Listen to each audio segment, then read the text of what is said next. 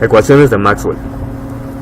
En 1865, Maxwell publicó un artículo titulado Una teoría dinámica del campo electromagnético, en el que aparecieron por primera vez las ecuaciones hoy mundialmente famosas y conocidas como ecuaciones de Maxwell.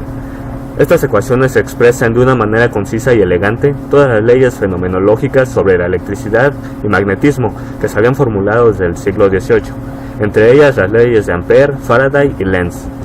Lo que hizo Maxwell fue reunir en estas ecuaciones los experimentos hechos por Coulomb, Gauss, Ampère, Faraday y otros, introduciendo los conceptos de campo y corriente de desplazamiento, unificando los campos eléctricos y magnéticos en un solo concepto, el campo electromagnético. Lo que te dicen las ecuaciones es cómo los polos y las cargas actúan sobre el campo, y cómo el campo actúa sobre el mismo. Al principio se habían publicado 20 ecuaciones, después se redujeron a 8 y actualmente trabajamos únicamente con 4, las cuales se pueden encontrar en su forma integral o diferencial. Ley de Gauss. La ley de Gauss es una ecuación de Maxwell que está relacionada con el teorema de la divergencia, conocido también como el teorema de Gauss. Fue formulado por Carl Friedrich Gauss en 1835. La ley de Gauss dice que el flujo del campo eléctrico a través de cualquier superficie cerrada es igual a la carga Q contenida dentro de la superficie dividida por la constante epsilon sub 0.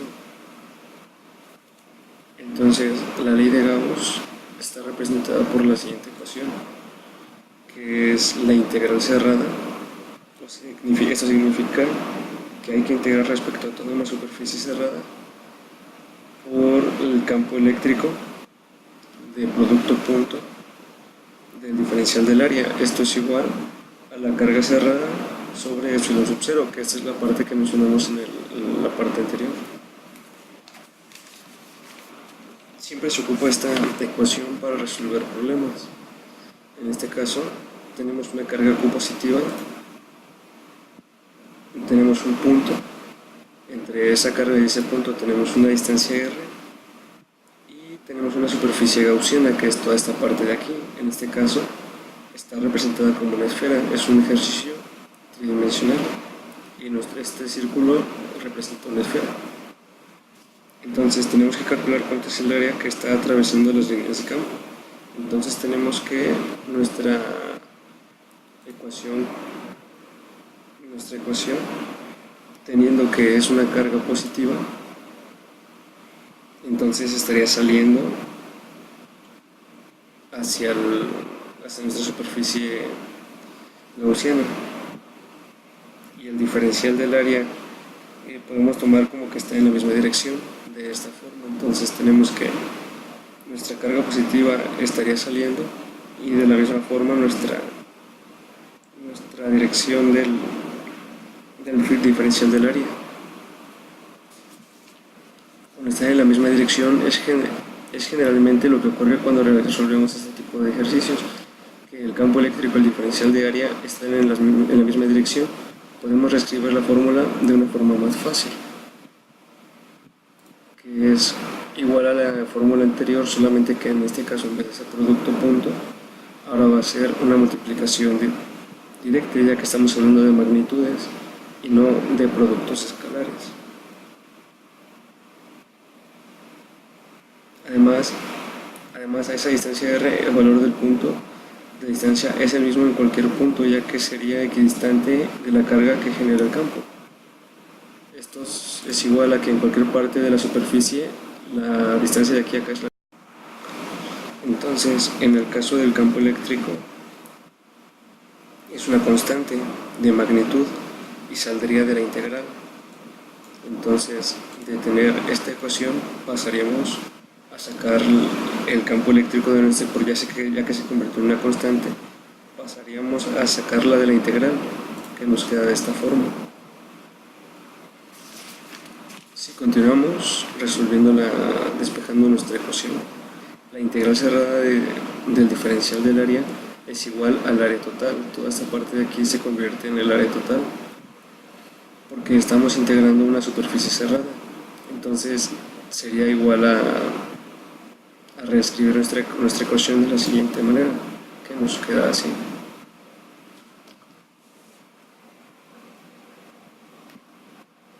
El área es una superficie cerrada volumétrica, entonces calculamos el área de nuestra esfera.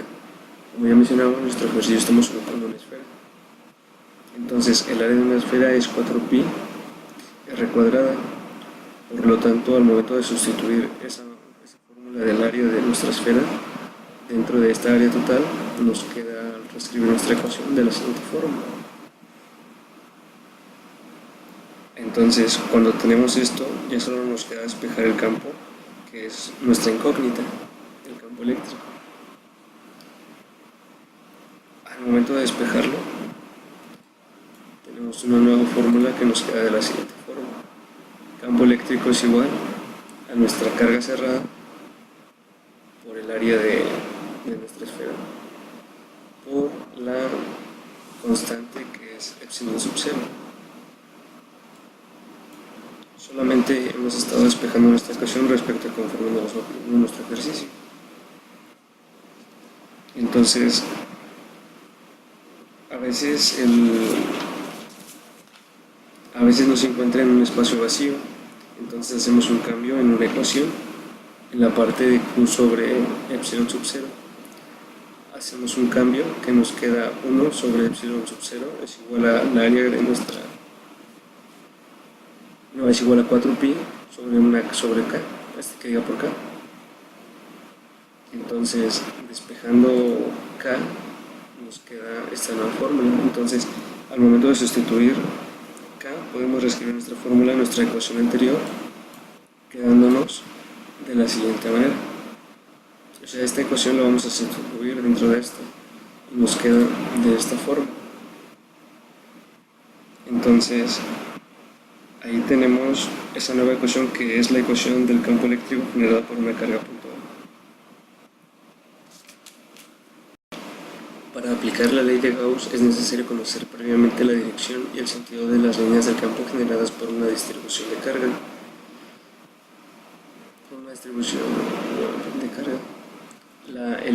La elección de la superficie gaussiana dependerá de cómo sean esas líneas. La ley de Gauss sirve para determinar cuál es el campo eléctrico generado por una carga a una distancia r.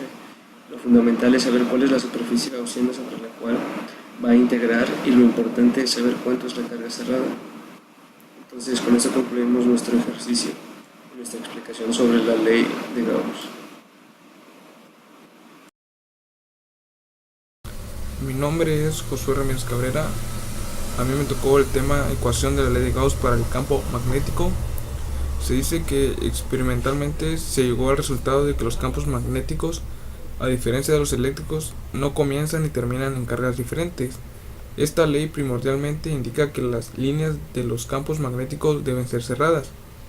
En otras palabras, se dice que sobre una superficie cerrada, sea cual sea esta, no seremos capaces de encerrar una fuente o sumidero de campo. Esta expresa la inexistencia del monopolo magnético. Las líneas de campo magnético creadas por corrientes no empiezan o terminan en ningún punto. Advierta que para cualquier superficie cerrada, el número de líneas que entran en la superficie es igual al número que sale de la misma, por lo cual el flujo magnético neto es cero. Eso contrasta con el caso de una superficie que rodea una carga de un dipolo eléctrico, donde el flujo eléctrico neto es cero, como se muestra en la figura. Al encerrar un dipolo en una superficie cerrada, no sale ni entra flujo magnético, por lo tanto el campo magnético no diverge, no sale de la superficie, entonces la divergencia es cero. Matemáticamente esta se expresa así,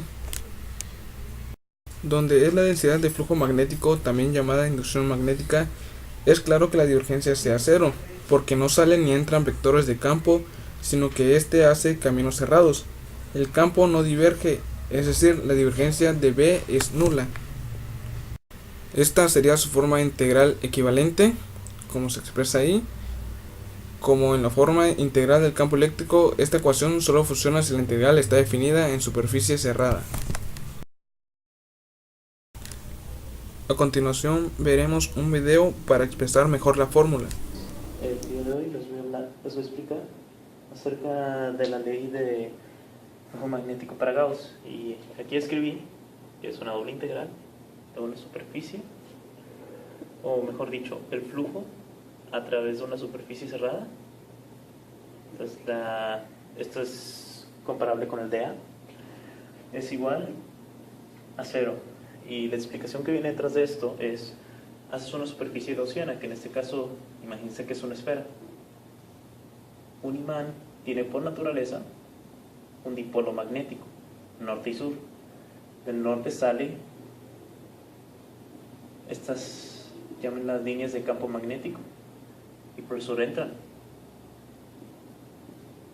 Y si te pones a hacer el experimento, te das cuenta que estas líneas son exactamente las mismas las que salen que las que entran. Y ahora imagínense que hubiera dibujado una más. Por lo tanto, esto se cumple. Y para transformarlo en su forma diferencial tienes que usar el teorema de divergencia de Gauss, el cual establece que la doble integral de una superficie cerrada es equivalente a la divergencia de este campo vectorial, bueno, P, B, punto dB, no, ya no hay punto, perdón,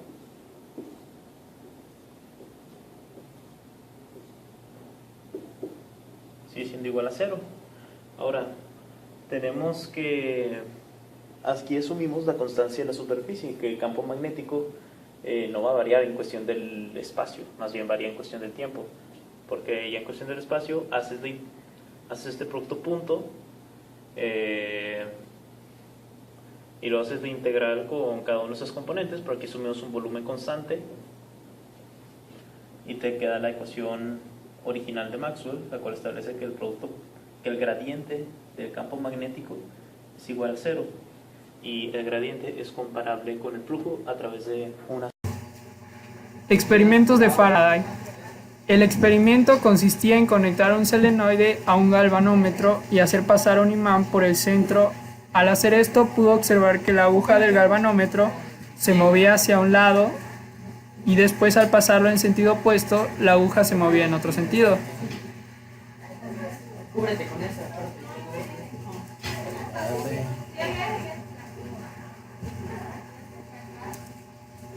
Inducción por un imán que pasa a través de una bobina.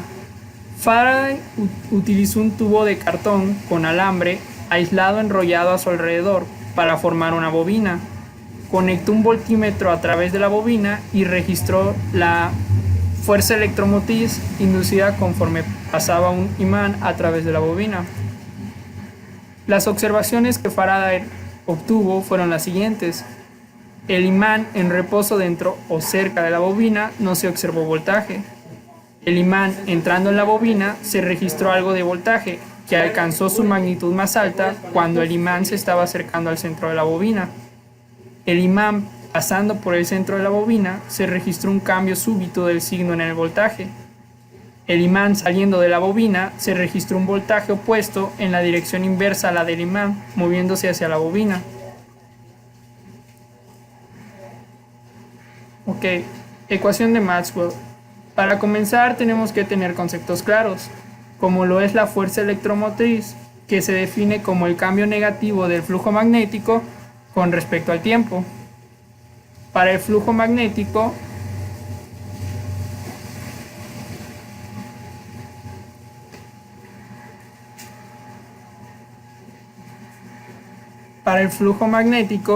es la integral abierta por el campo magnético por la diferencial de área, en donde la integral tiene que estar abierta, o de lo contrario nos tiene que dar 0 por cuestiones de polo magnético. Ahora, las que tienen que variar son el campo magnético o la diferencia de área. En este caso, para simplificar el ejemplo, vamos a hacer que varíe el campo magnético.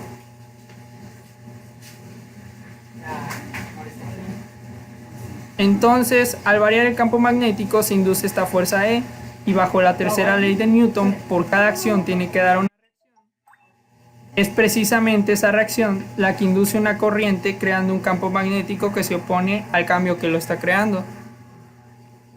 La ecuación de Maxwell es la integral de circulación de un campo eléctrico, ya que en un campo eléctrico las cargas circulan a su alrededor. Todo esto se multiplica por la diferencia de longitud, que será igual al flujo de las cargas eléctricas, y todo esto se puede convertir a una integral más sencilla, donde te queda una doble integral del área que encierra el camino de circulación de las cargas multiplicada por la diferencia del área, que va a ser igual a la ecuación del flujo de las cargas eléctricas. Toda esta integral de la izquierda se cancela, quedándote solamente el área, y del otro lado se cancela el vector área, quedándote la variación negativa del campo magnético con respecto al tiempo. De esta forma queda ilustrada la ecuación de Maxwell. Hay que saber que es una propiedad muy importante porque ya más adelante se empiezan a ver las propiedades de la onda electromagnética, donde una onda electromagnética es ondulatoria.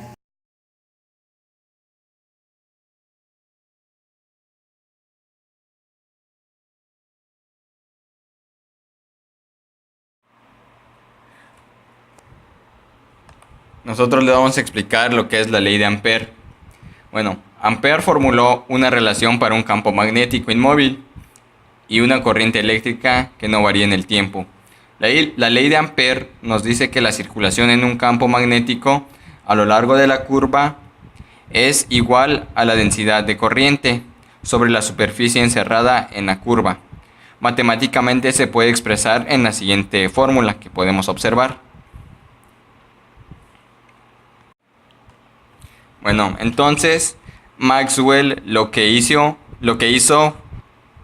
fue corregir la ecuación para lograr adaptarla a campos no estacionarios y posteriormente pudo ser comprobada experimentalmente.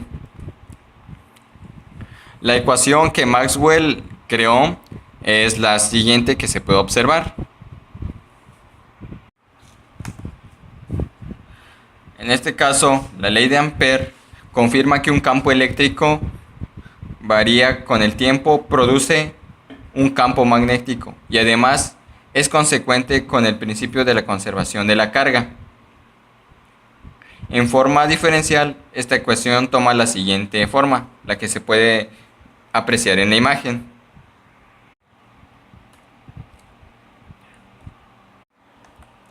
Bueno, en un campo eléctrico, cambiando en el tiempo, activa el campo magnético cerrándose, y esto es utilizado para generar imanes artificiales. Basta con pasar energía eléctrica por una bobina con la forma apropiada y el resultado será un campo magnético. Entre más intensa sea la corriente, más intenso será el campo magnético. Un ejemplo de ello es el electroimán. La ley de Ampère se puede ocupar para determinar el campo magnético alrededor de uno o varios alambres de dicho electroimán. Y eso sería todo.